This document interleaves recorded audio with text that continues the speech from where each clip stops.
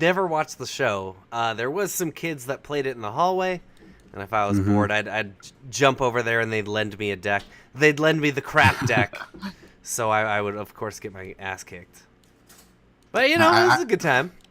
Yeah, I played Yu-Gi-Oh when I was a kid too, but like I did not play properly. I think I played the way the game designers have it meant to be played, which is just like fiddling around with big creatures. But competitive Yu-Gi-Oh turned into just like one turn combo victories. I didn't do any of that, and it's super degenerate. I'm glad I didn't do it. I was too young to actually get into any of that kind of stuff. What are we waiting for? I guess I don't know when Yu-Gi-Oh cards actually became a thing, but I remember I was in high school when kids were playing with them. Yeah, they came out like alongside the show, and did I play in elementary? Yeah, I played it at grade 5.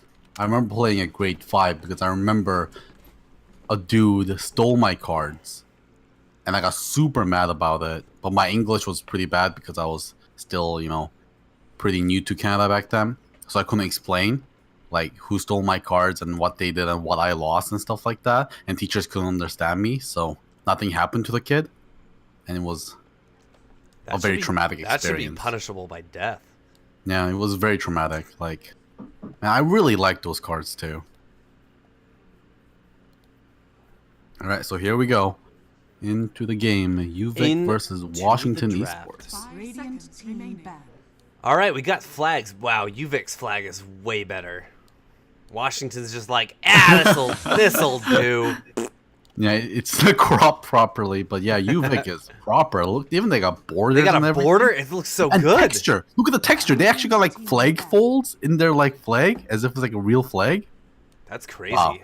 Wow. And they got lighting on it. It's like brighter on the top and gets darker on the bottom. And yeah, the arts department has been busy at UVic. Yeah. And this is, you got to remember, this is not like they can just use this in any Dota game or in any esports game. This is very specific and very tailor-made to their Dota team. Yeah, for sure. I mean, UVic is supposed to have pretty good arts programs. Honestly, they live on an island, by the way. Victoria is an island off the coast of BC. Now, are we playing by civilization rules? Because I think they've already got a culture victory. They might have. It's also crazy because Victoria is the capital of BC, which is kind of dumb because like nothing happens in Victoria. It's just like a tourist town more than anything else. And Vancouver is where everything happens. Speaking of Vancouver, apparently we might get the next TI of Vancouver. It's a rumor, but I mean that would be super sweet. I don't actually travel anywhere, and you can actually, if you come to TI, if they actually have Vancouver TI, you can stay over at my place for free. Excellent. That way we won't have to share the cheapest hotel you can find in Seattle. On the floor, yeah. On the floor. While like dying to death from the heat. No. That was a good time. I said dying to death. What the hell does that even mean? That means you're dying. You're dying until you're dead. I mean, I'm burning to death or cooking to death is what I meant. And hey, Golgi, speaking of, tell me about these bans and this pick. So we see Lich got banned, so Necrophos got picked. Oh, and then look at this, the Night Stalker. So he gets picked. No Bloodseeker ban. Do you think we'll see a Bloodseeker for one of these teams? Bloodseeker is like usually a phase 2. Bloodseeker is usually a phase 2. I see him banned phase 1 all the time. He can be. He can be phase 1-ish, but he's counterable, right? Like he really sucks against burst damage. So that might be a reason why we don't see him as much. Same for Pugna. Pugna's an insanely powerful hero. But like he can be countered too, so usually people save him for phase 2, but they usually get banned out by phase 2. That's the problem. Shadow Shaman is another one, popular one we see. It gets picked early. Nyx is another one. Who are we missing that gets picked all the time? Viper. We might see a Necro Viper. That's a very popular comp. Golgi, people love your avatar there on the talk screen. Yeah, no, I see that. Yeah. Shout outs to all the bio majors out there. I've always wondered why. I've mentioned it before, but I've never straight up asked. Why did you go with the Golgi apparatus over like the powerhouse of the cell? Oh, what is that? Mitochondria? Yeah. I mean, first of all, mitochondria is not a good name. Like Golgi app is like I think it flows up the tongue better, and you can say Golgi, right? And like mitochondria is just such a mouthful of a word. It's also hard to spell, right? And what I was doing was because I was, forgive me, but I was actually looking for a new online name. Back when I was just starting university, and that was when League just came out, and I wanted a new account for League. Boo. And I know. Don't even say it on stream. What are you doing to us, Golgi? And well, Pugna got picked. Meanwhile, Yep, but anyways, like I was like, okay, I need a new good name, and before that I went by like Babo Tony, which is a silly name, and Babo means stupid in Korean. And it was very self-degrading. So like, no, I'm like, okay, I can't go with a silly name anymore. I'm an adult. I'm in university. So like, I was flipping through my biotech because of my desk, seeing if there's any fun names to pick out from. And Golgi apparatus popped out to me. And I'm like, okay, Golgi apparatus is still too long, so I'll just throw into Golgi app. It's actually really funny that you bring up Babo. Because my gymnastics coach when I was really young, he did his mission. He was Mormon. He did his mission in Korea. And so he taught us, didn't teach us, but we picked up a couple words in Korean. And He called you guys Babo? No, my nickname was Babo Wansonge. Oh, really? Stupid monkey. Wow. It's because I was an energetic little child and climbed around. So we both were Babo when we were young. Yes. That's cool. That's actually crazy. What a coincidence. I mean, it's a pretty small coincidence, but you for like a white dude who lives in Arizona to be yeah. called Babo, right? like how many people are like that out there? That's sweet. That's funny stuff. Good stuff. Yeah. All right, what do we got? Another Jakiro pick. I'm liking this Jakiro. You think maybe he'll get some Ice Path this game? Golgi? You think he might get some Ice Path? Probably not until like level 7, I think. Usually. Well, I hope he gets it's such a TP'd on. bad value point, dude. That's the worst part. It's just such a bad 1-point skill. Yeah, but I mean, if you're going for ganks, it depends on his team lineup. If they have someone else that can get reliable, cancels on TPs, then okay, skip it. But if literally every single gank that you go for, the guy just goes, oh, well, I guess I'll just TP then. You kind of need the point. Yeah, but you might not have the mana to cast it because you're going to cast Dual Breath every time, right? You're going to be spamming Dual Breath, and where are you going to find the mana to Ice Path, right? He doesn't have a lot of mana at the start of the game, and Dual Breath costs a lot of mana. Yes. No, he does That's not, another and yes, point. it does. And, yeah. And Ice Path has one of the worst, cast points. It has a huge, cast point and backswing, and, it after you cast it, it takes a while for, stun to actually happen. I think it's, over a second before the stun actually applies after casting the spell. It's just such a clunky spell, and that's why we see Yule so often on Jakiro. But, I mean, it's worth it. It's a 2.5 second AoE stun. Yeah, and if you've got some of the other flavor heroes, like we saw in the last games, Nature's Prophet has banned this game, but there's still a Clockwork, something like that. If you can focus it in an area, then it becomes even better. Ooh, AA. I would like to see some attack speed heroes. Some heroes with good attack speeds here on Washington Esports to really... Nice Stalker. Yeah, true. Has great attack speed. True. During the night. During the night, yeah, of course. Pugna also decent right clicker, of course, not the one you're thinking of. It's not like an Ursa or Clinks or anything like that. But Pugna's right clicks are pretty formidable. I'd like to see. Do you think a troll? I mean, it might be a bit early to look at it for this draft, especially going against the Necro. But maybe maybe you prime your bashes and go on the Necro. But I think that the AA's buff is such a powerful skill, especially in the early game. Yeah, I mean, it's just really for the early game because it's the last thing that Ancient Apparition maxes, but it's it's really good value point. You put the first point into that, and it does so much work, and then like it kind of peters off because you need to focus on putting more points into Cold Feet and Ice Vortex. Yep. Yeah, so okay, so I guess Troll Warlord probably that's just the initial thing that comes to mind because he can give his entire team attack speed, but by the time he's getting his 6, it's still good if you're fighting someone like that. Kind of bonus damage is never going to be bad. Yeah. But it's going to fall off a lot. It's going to have that time to fall off. There's also, of course, the Faceless Void is a classic combo with Ancient Apparition. Of course, Sand King is not what you really want to be going up against if you are a Faceless Void, so that might deter him from picking that. Neither is Jakiro, actually. Jakiro is also very good in Faceless Void, because you can just throw nukes in there, and Jakiro has a lot of attack speed slows in his toolkit, so if you don't catch Jakiro, you might be kind of disadvantaging yourself. But of course, the advantage of Faceless Void, of course, is the synergy with Ancient Apparition, synergy with Pugna, and the being able to pick up Diffusal Blade against Necrophos, because you can dispel the Ghost Shroud. AG, they've picked the Puck right now, which means they're leaving this last pick flexible. Nightstalker can offlane, but I think he's going to be roaming this time.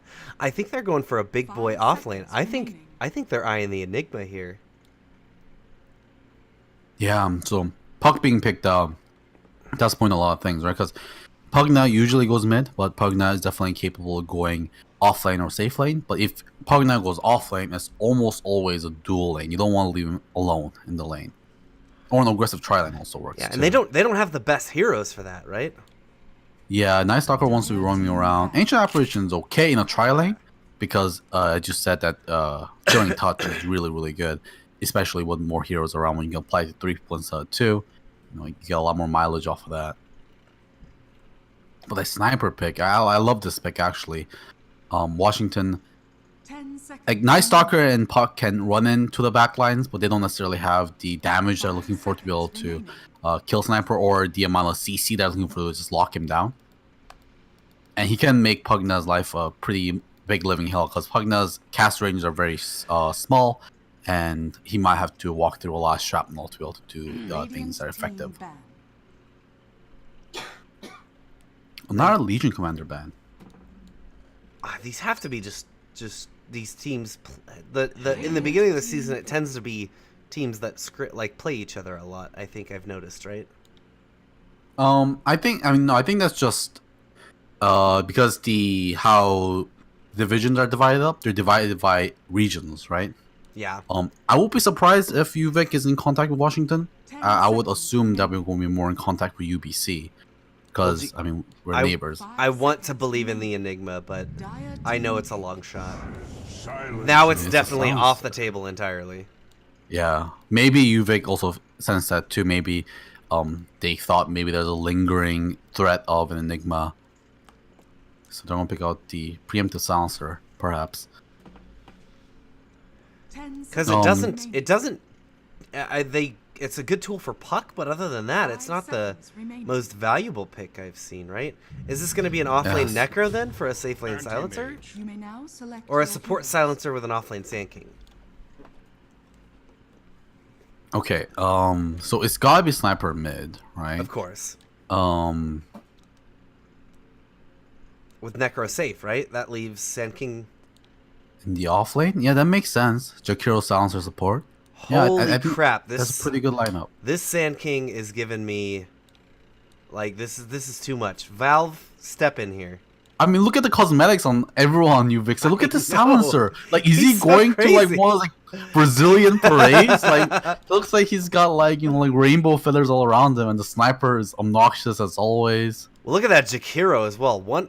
He's got literally every cosmetic equipped that exists for that hero. Oh my god. Oh, poor Jakiro. When are they going to release a cosmetic for the Firehead?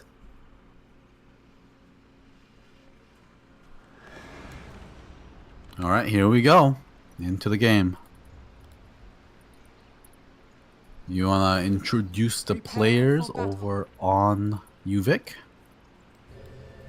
Hold on. I might be on the wrong overlay. Which team is where? I didn't... UVic is Radiant. And Washington is on the Dire. Perfect. Alright, yes. Let's tell you who's playing. It is going to be Iraj on the Necrophos. Meanwhile, a light by which to see into the ether and illuminate all those who oppose you will be playing on the Jakiro.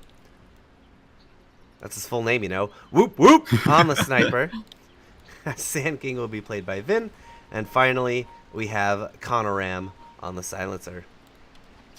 And over on the Washington side, we have Rain on the Puck, Ajax on the Pugna, a Waifu Ode keeps Society away on the Anti-Mage, 1K MMR on Night Stalker, and finally Talos the Mighty on the Ancient Persian, who actually got a D-ward off in the mid lane when the game started. Praise be to Talos.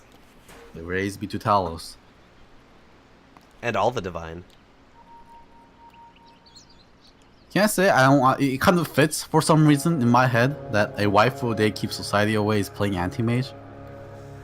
I feel like He does this seem is a bit hero. like an anime character, doesn't he? Yeah, that Weaves will play. Do you know what happens when Anti-Mage picks up a haste rune? Let's hear it. He goes on the Naruto run. He does a Naruto run with the He arms puts his behind arms his back. behind him? Shut up. Yeah. No, he does. He fucking does that. It's crazy. I have never noticed this before. God, 1K MMR is getting some 10K MMR blocks off. Here we go. Finally, If they can get the past range them. creep in the front, that's exactly what they want to be doing. Let's see if that's what they're looking for. Yeah, range creep's gonna be in the front. That's perfect. And range creep's gonna be taking damage. Yeah, that's great. Unfortunately, they did it's not gonna letting die, this creep yeah. through, yeah. So it is going to be pushing for Vin, as in pushing like into Vin, which is exactly what he's looking for, the offlaner.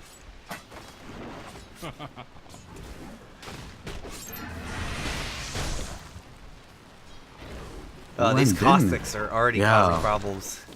Oh my god, another huge caustic blow there.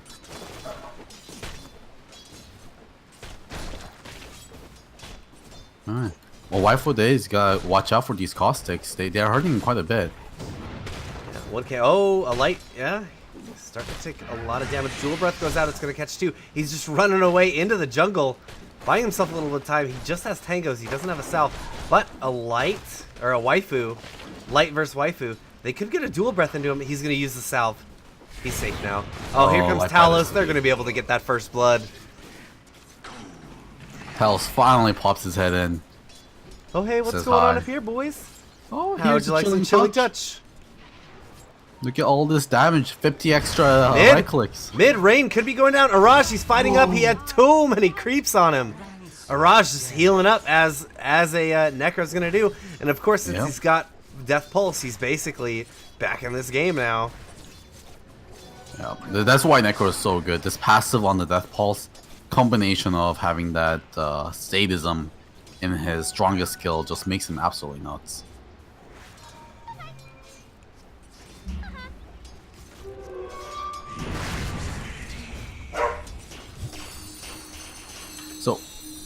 So we are having a sniper in the safe lane, which we didn't mention after the draft phase. We thought he wasn't going to go mid, but I guess they just wanted to keep the Necro in the mid, get him to the most possible best start as possible. This sniper probably won't be able to farm as fast in the mid, because mid gets extra creeps every lane, right? That's what gets mid ahead. And he's going to be sharing some XP with the support. But, you know, sniper is going to be safe, and he's going to be able to play nice and slow. Man, I have not seen a caustic finale. Oh, Wow, Vin the going Burrow Strike goes through aggressive. two! And the Dual Breath is going to clean them up. Now, Vin could be going down to Ancient Apparition. He will, but that was the most value I've ever seen. Wow. This, recently, this early in the game. Let's not exaggerate here. That was a great it was play. so good. Like, recently, Sand Kings have been skipping the caustic finale to get more Sandstorm to be able to have safer jungles, but Vin showing the power of caustic finale, constantly harassing out that melee carry on the other team, and then eventually getting the great double kill.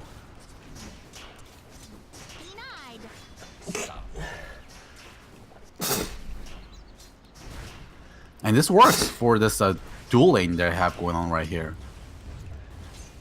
Because Vin is constantly shoving in the lane, and Anti-Mage can't farm in, you know, amongst a bunch of creeps who have caustic finale in them, or he's going to take a huge amount of collateral damage. And Jakiro already working on the tower with the level 2 liquid fire.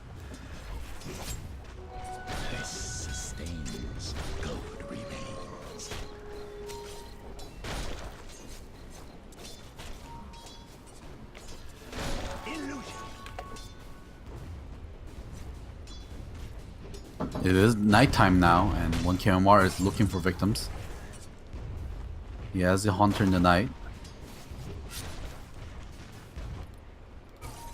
But Sand King already level 4, incredibly tanky, with also a point in Sandstorm, and they do not have detection. No, they do. They have detection on Talos. Dual Breath, it's going to be into the Anti-Mage. They're trying to fight now. He's got a Silence. Are they going to use it? He just Burrow Strikes out. Now, the Cold Feet, not going to be there. One more shot is all it's going to take. He makes it out. No, 1KMR is going to continue to chase. He uses the Sandstorm, but he doesn't stick around. Jakiro just TP'd back to the Shrine. He may be able to get a return kill on the Night Stalker. One more shot. That was so close. Yeah.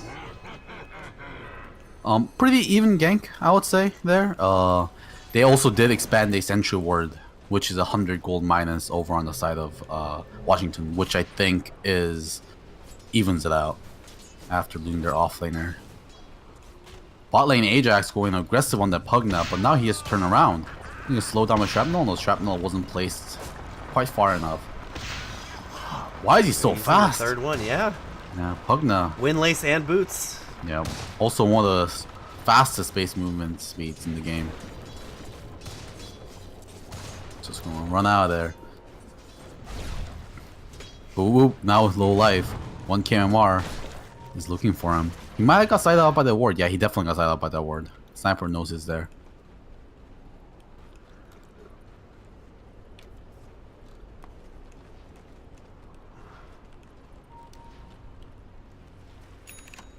Surprisingly, this Pug, after losing that fight against the Necro, is actually doing better than he is in the last hits. 30 last hits and 16 denies compared to 20 and 7 on Necro. So completely dominating this lane after losing that first fight.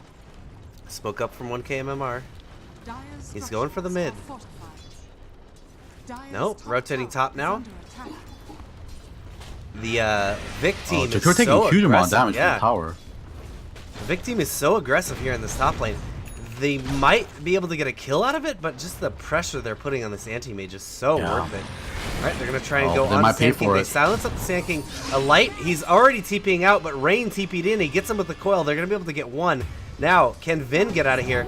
He uses the Sandstorm, and he's out behind the tower. It just cost them a Jakiro for the rotations of 4 heroes, or for the commitment of 4 heroes. Yeah, no, I think that was completely fine for you, Vic. Just losing their support, that's the best case scenario there. And Necro gets a lot of farm in the mid. Sniper is having a fun time farming in this lane.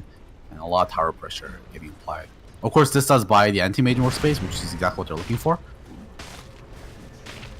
Because Anti-Mage is pretty miserable right now. Oh, they're going to Night Stalker in the mid lane. Scythe gets committed. They try. They use the Scythe, but do they have the damage now? He's turning around. He put some more damage in, but we'll take one more glaive now. Silencer, or Necrophos, actually trying to get out of there. Cold Feet was used, but he's able to just make it back, and there he is once again. Just healing it up. Oh man. Ghost Shroud plus Salve. Absolutely nuts. Anti-Mage gets the deny on the top tower, but now there's an Anti-Mage doesn't have the safety of a tower 8 minutes in. Yeah. That's not, he's not a happy boy. Yeah, the amount of pressure they put on the safe lane tower was insane. And Waifu Day is trying to fight up against the Jakiro. These trades aren't in the Anti-Mage's favor, even if he gets more damage on the Jakiro, because like he's losing a lot more opportunity cost because of that, and he's like losing more health because then he cannot jungle as effectively. The coil went out onto Araj. Not sure what I guess he was just trying to stop him from getting the regen. I don't know if that was worth it.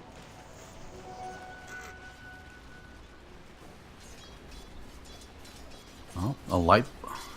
He's getting caught, but Vin is there to support. 1KMR is now going in 1v2.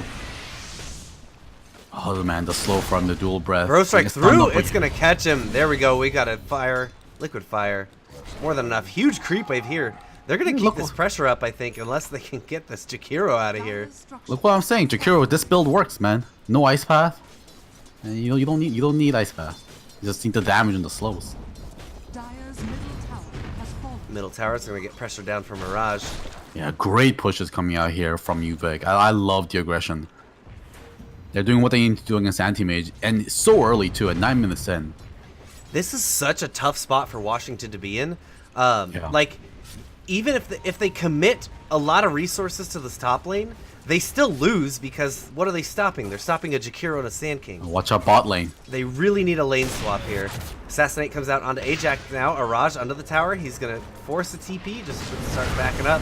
Now, Araj getting sucked, but Ajax, it gets broken due to distance. Necro also has a regen rune bottled up, so he's okay taking this damage.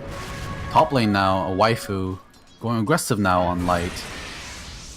He has a mana void if he wants to use it. Jakiro's got the stick. He's just wasting his time. He's not even bothering with the stick. Look at this. Is he going to use the stick? He's not going to use the stick. He doesn't want to commit it. And Light doesn't want to commit his ulti either. He doesn't have mana for his ulti, actually. Look at how much time he wasted. That was so value. Yeah, 352. I mean, he burned as much time as he could. So at least he made something out of nothing. Now bot lane. Assassinate, yeah, hitting into the Pugna now. Talos needs to try and get out of here. Necro gets stunned up from the cold feet in the back line. We've got another shrapnel coming down. It's on the tower, just burning up the wave as much as they can. Gonna keep the pressure up here. Anti-Mage can't catch much of a break because now Sand King's gonna be in here in a minute. No, he's TPing into the mid. Dire's bottom tower is under attack. And that was as Rain was rotating in with a double damage too. So good on him for getting out before he gets ganked. And now Jakiro turning his sights onto this bottom tower. And surprisingly, Jakiro has more levels than he did before. Had more levels than the Sand King. So he's basically like an offlaner. So they're both kind of sharing this 4/3 position here.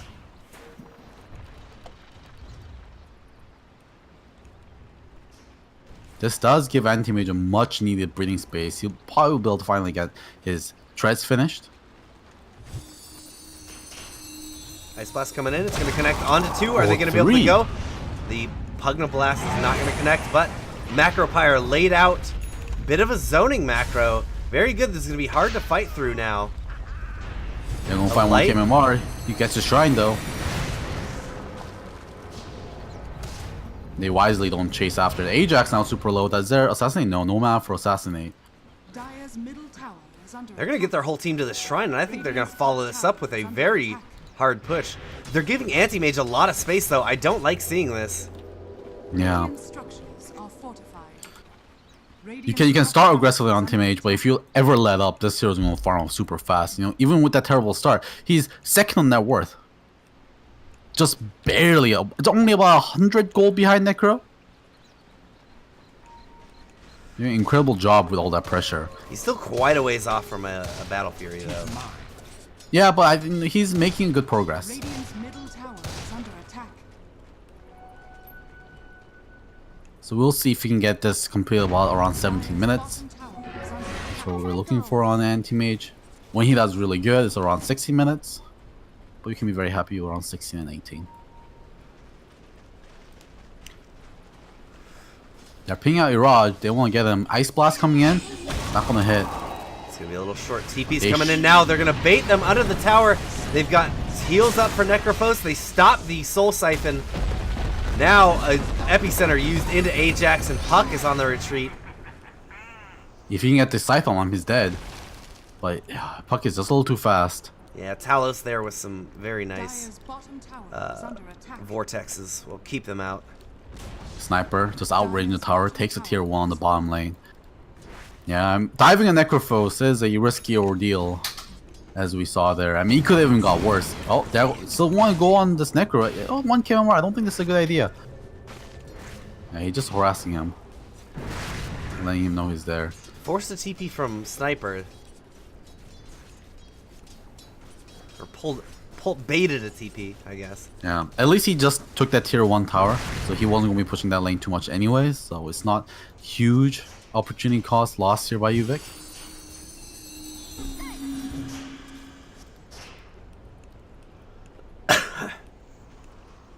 Mirage, now at full mana and health, with some good last hits.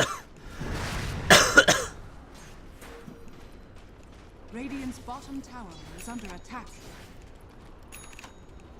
I wonder what's next line of action here for Uvik. I mean, we still want to see them push the pace, maybe even take over the Dire jungle to prevent Waifu Dave farming so hard. Because since last time we saw him, when he had basically nothing, he has picked up a Perseverance and a Power Treads. Is under attack.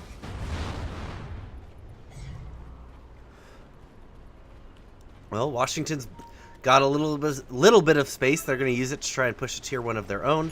And it doesn't look like UVic is really in a position to pressure another tier 2 with their team, so they are going to get away with this.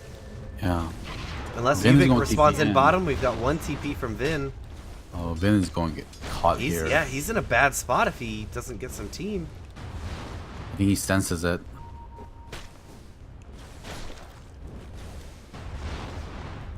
Nether This tower Blast getting just chipped taking down the tower, yeah.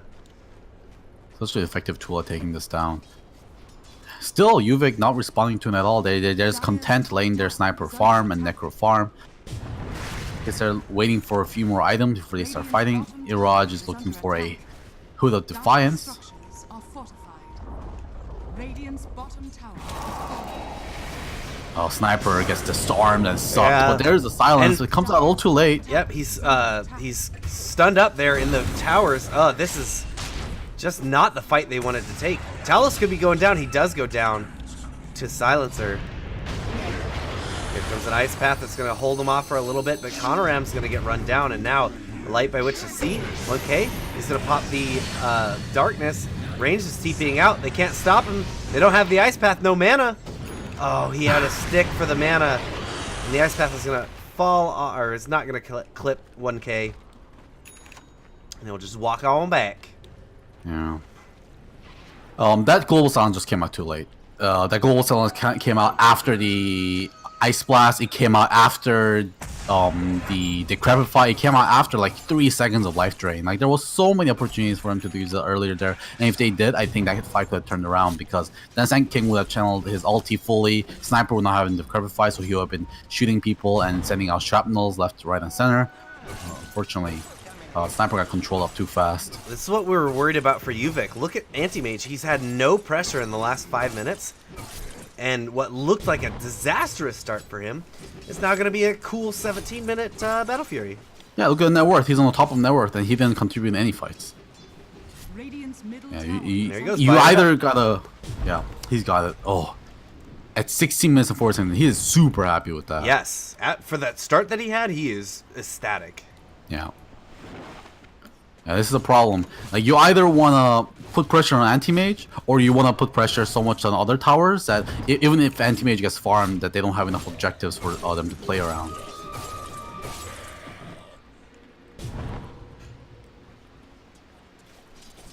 Oh, the Ice Path barely missing Puck. Just not long enough, and Puck is going to get out there. Rain playing elusively. Sticking around though. He does have that arcane rune, which makes Puck incredibly hard to catch.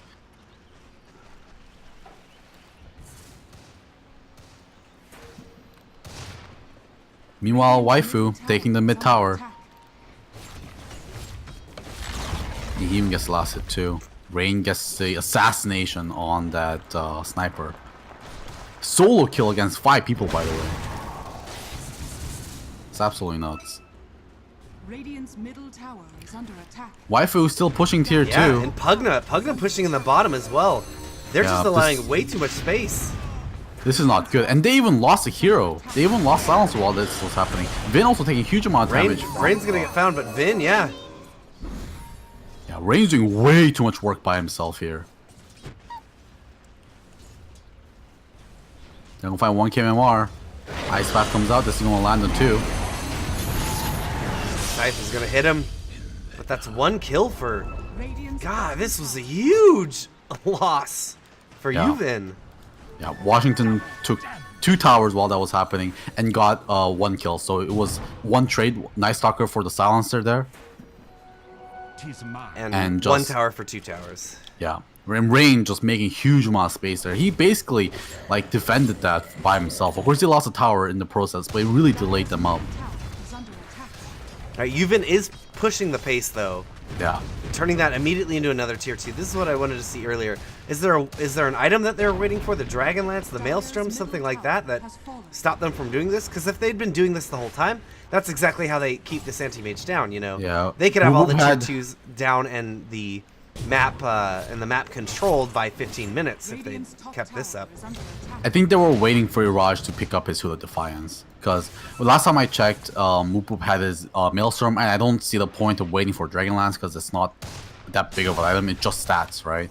I think they were just waiting for the Hood of Defiance because that's the only item they don't have on Iraj. Just so you can frontline. Because they don't have other good frontliners.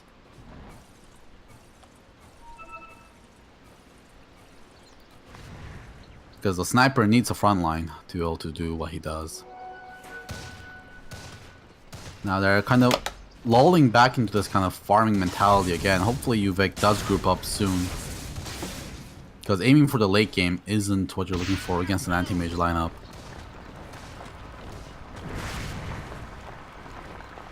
Yeah, he's someone who will just jump that sniper, and sniper will not be able to position. There's no position that that sniper can have at that point that's advantageous for him. Yeah, I mean, if anti-mage has a Abyssal Blade, like, it's really hard life for sniper. So we have a little bit of P break.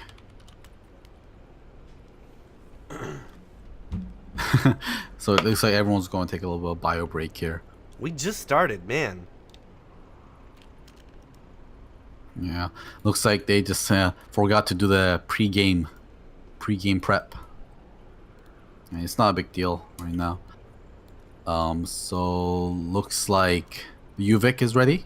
They just called a G, and now we're waiting for rain on the puck.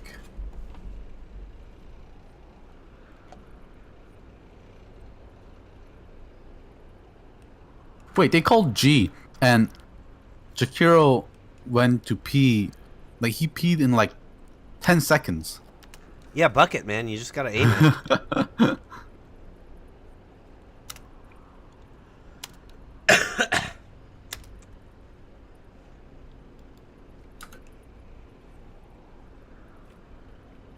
A wife of day is asking for a portable toilet for their laptops, but have they not heard of bottles before? Waterproof laptop bag. Alright, looks like everyone's readied up.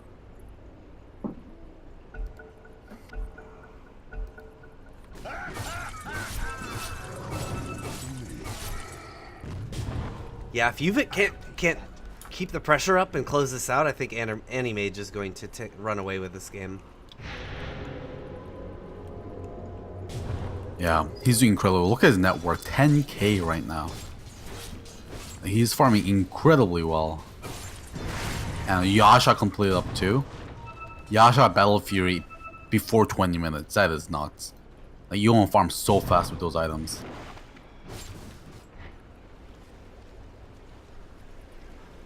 Smoke up from Washington. They're on the hunt. Looking to claim this tier 1 tower, excuse me, in the top.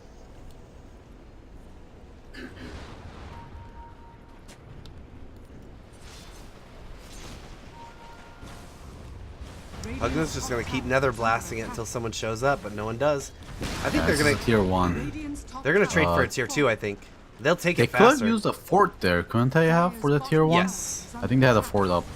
So they kind of missed the opportunity there, and that could have delayed them a little bit. They're gonna try and trade, but obviously Washington should take this faster. No, not with the Jakiro and the sniper beating away at it. But they do use a fort, Washington does. But yeah, they're going to take it basically at the same time here. And Washington's happy taking tower trades. They are the one with the late game team. Oh, but Vic, they won't go high ground. Radiant's top tower. They claim it. TP's coming Rain back. does come back. They've already got rain here, and they've already shown that's all they need. Darkness is going to be used. Here comes a huge ice blast that's going to connect onto 4 of them. Now a burrow strike in. They use the global silence. Rain trying to make his way back. Pugna, no, he's going to take an assassinate to the face. They will get one on the high ground, and now a light by which to see is going to go down. Vin is doing up here on the low ground and just jumps back and TP's away. They got the buyback on Rain, so they're going to be happy with that. And Anti-Mage doesn't get a lot of damage in the tier 3, so they Yeah. did protect that as well. But he didn't have to show up to the fight. He got some damage. He forced buybacks, and he's going to now farm their jungle. No, They're- Uvik didn't buy back. It was the Washington bought back. Oh, you're right. Yes. So yeah, I think Uvik was happy with that, forcing the buyback on Rain. But now, Anti-Mage is becoming a problem. A Manta style already at 22 minutes. And he's scaling incredibly well.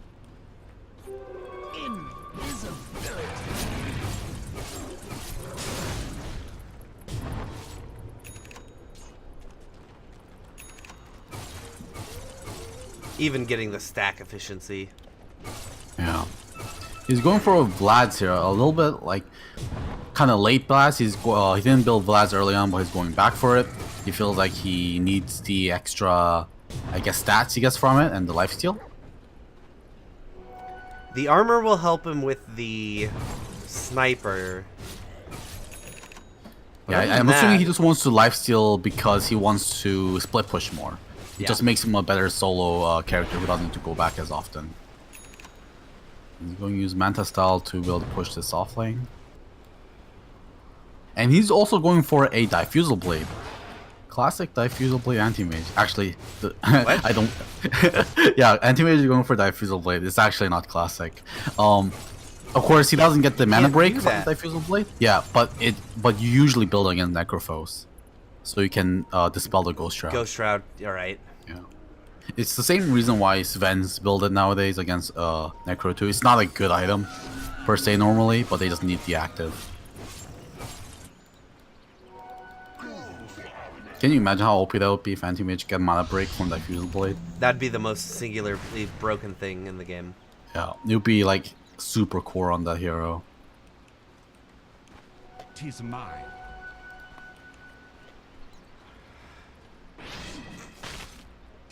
You know, it's interesting to think about. Before they thought up orb effects, they came up with orb effects precisely because of things like that, I'm sure. Yeah. Whoop Boob almost gets caught out by Puck and Pugna, but he managed to make himself a way out of there with the Hurricane Pike. Game's kind of going to a lull right now. Vin gets found by 1KMR. Well, he goes in. Araj wants to fight this. They have the Shrine.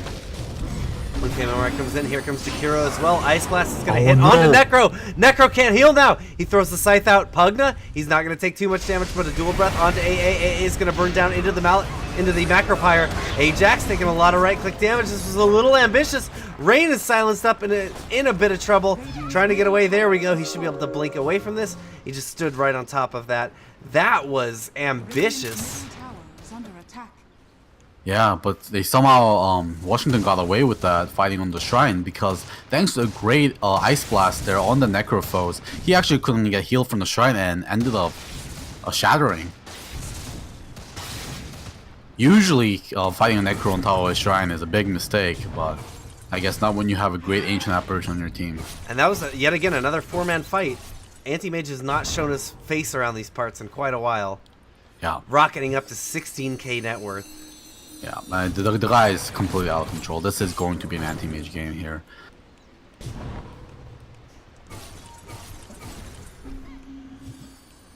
And Necro is the one you kind of want to be able to deal with it, or be able to get the items to deal with it, but like he doesn't have the money to be able to buy a toast or money to be able to buy a sheep stick right now.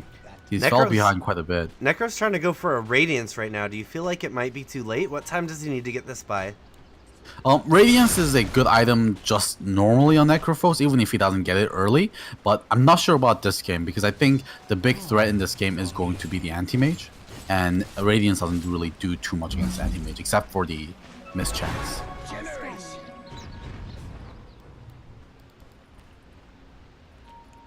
Oh, when KMR runs into Iraj in the jungle, Ajax is also here too. Uh-oh, this might go bad. Into an Ice Blast, he is absolutely dead. Nails him. Yeah, give over the kill to Talos there. But yeah.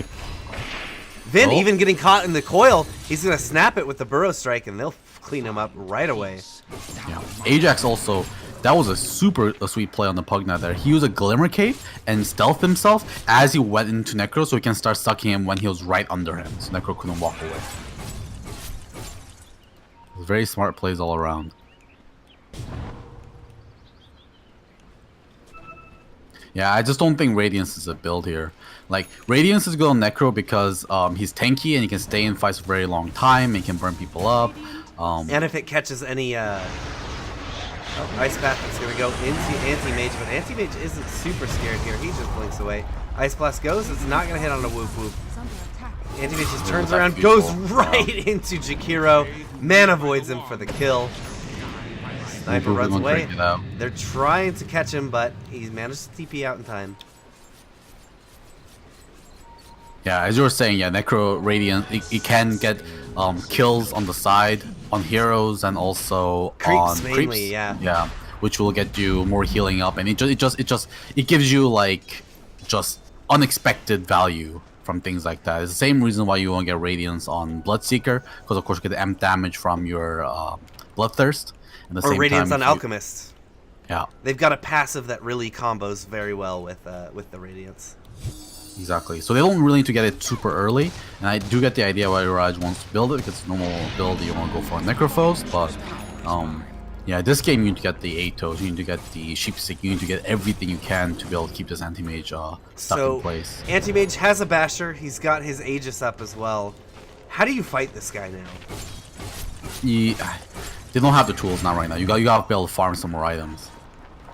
But you can't just... You can't, right? Because... Yeah. It's... No, they find your Raj, and I mean also this thing type of thing can't happen.